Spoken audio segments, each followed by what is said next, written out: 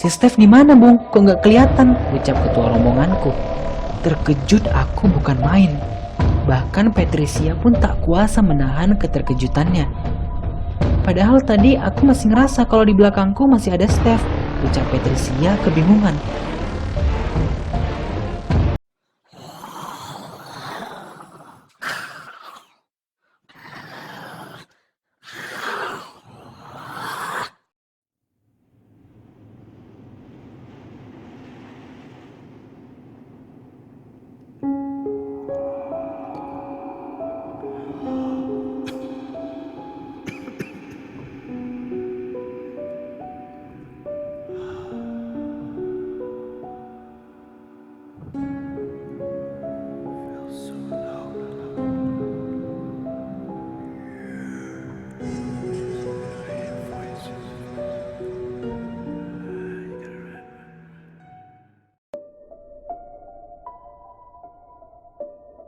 Hilang.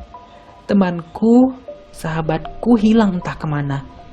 Dan hanya bingungku dan bingung-bingung berjuta bingung semua sahabatku di sini yang mencari keberadaan Steph. Apakah tak ada kejanggalan? Tentunya masih banyak kejanggalan itu yang harus aku ungkapkan dari setiap goresan tinta di buku diary itu. Gimana? Kemana dia, Mas? Ucap Patricia menambah kepanikan kami berlima. Tenang, aku akan berusaha mencari cara agar kita bisa ketemu sama Steph, ucap seorang mengagetkan kami.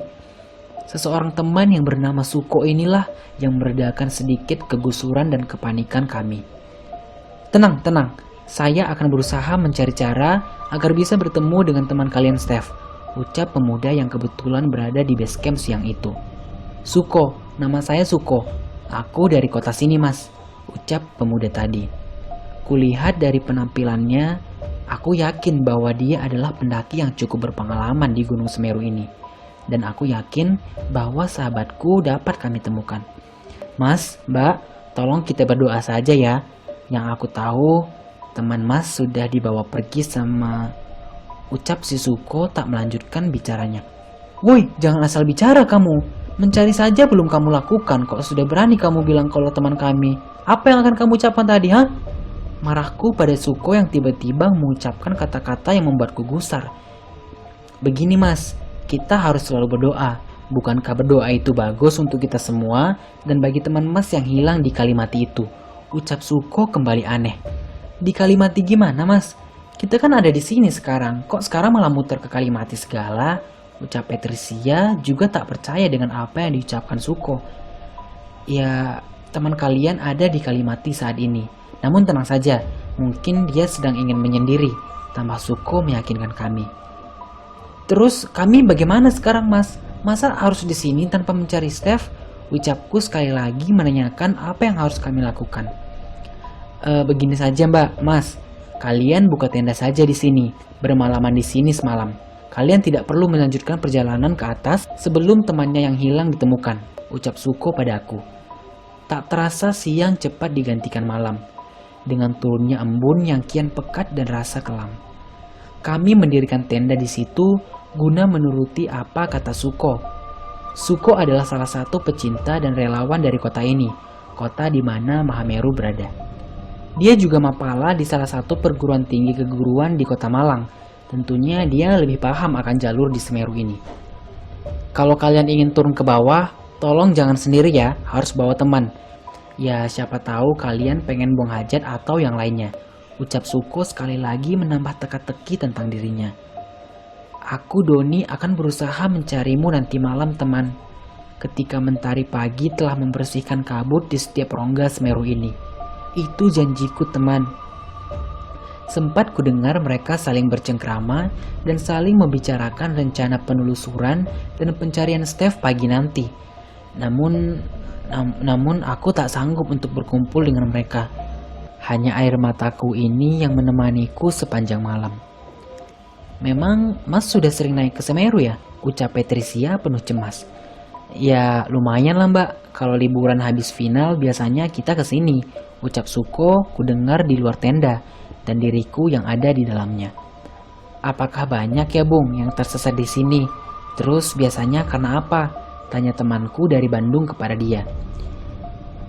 Sebenarnya Semeru tak semenyeramkan yang kalian pikirkan. Di sini sama kok layaknya dengan gunung yang lainnya. Asalkan kalian mengikuti aturan yang sudah diberikan waktu pendaftaran di pos pertama, ucap Suko.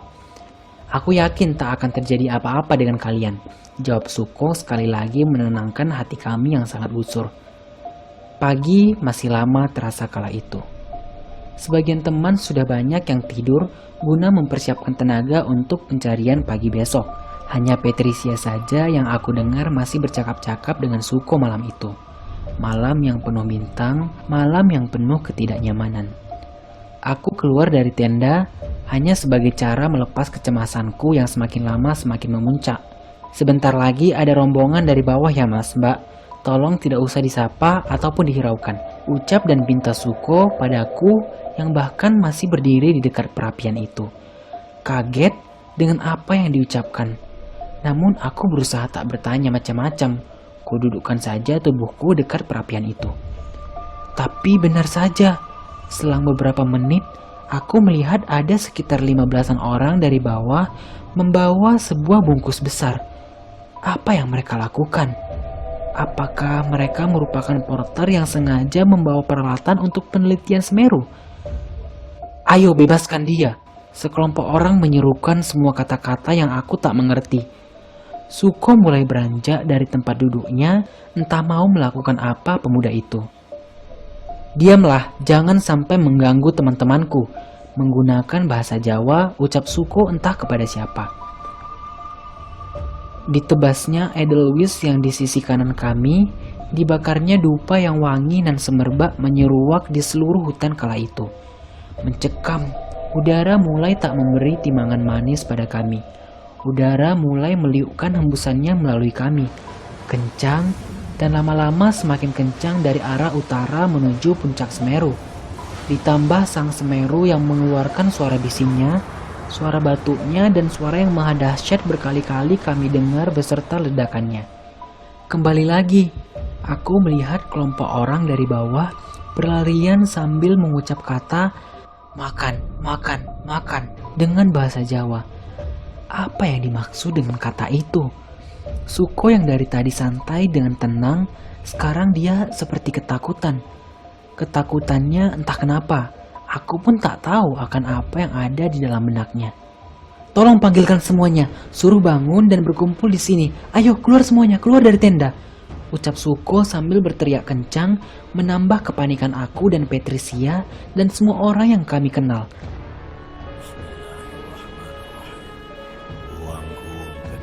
Badanku gemetar tatkala melihat Suko mengucapkan mantra saat itu.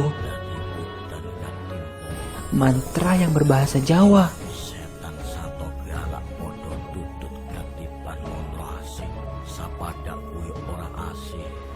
Apakah dia benar-benar seorang mahasiswa yang katanya generasi akademik? Tapi kenapa dia bagaikan sudah hafal di luar kepala setiap ucapan mantra itu? Ojo turu pamerangan, ojo turu palsungan, uwa ing panggonku dak ngemuli jubah rasulku, dak bantali atiku masih dening Allah. Sekarang kalian diam semua.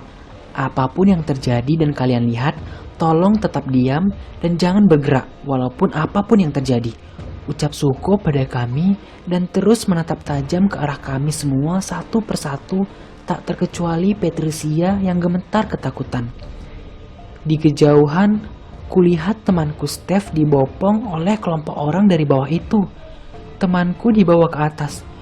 Woi, itu temanku, tolong bantu, ucapku dalam kekhawatiran, kebingungan dan ketakutan.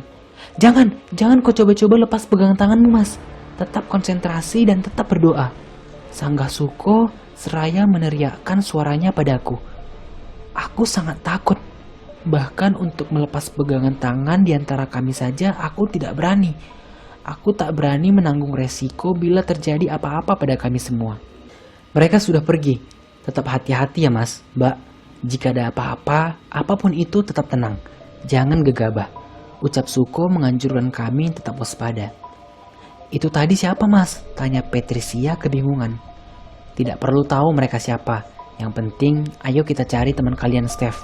Ya mas, mbak, jawab Suko kepada kami semua. Kami melepaskan pegangan tangan. Kami berdoa sekuat dan sebisanya agar tetap berani dan tabah menghadapi keanehan penuh tanda tanya ini.